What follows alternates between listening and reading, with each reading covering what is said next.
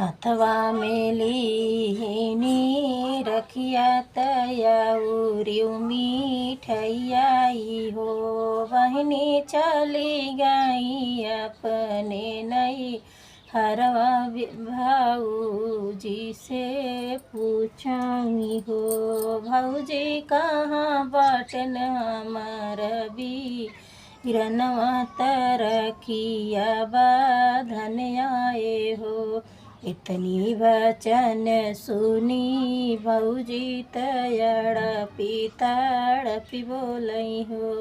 ननदी तोहर बीरन गाये घूम के करखिया बन बियू हो। ननदी घर बाटे तोहर भतीजवा तू बानी चली जाती हो।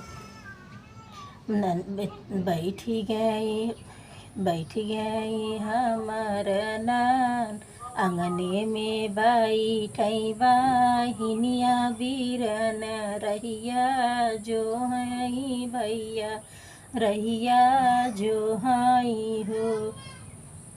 भौजी बीती गए एक दुई घंटा बीरन नाही आयन भैया नाही आयनी हो।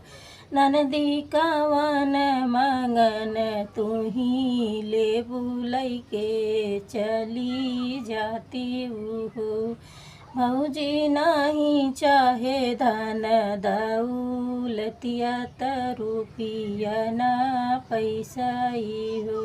भौजी हम आए अपने बीरन खातिर रखिया बाधई खातिर हो।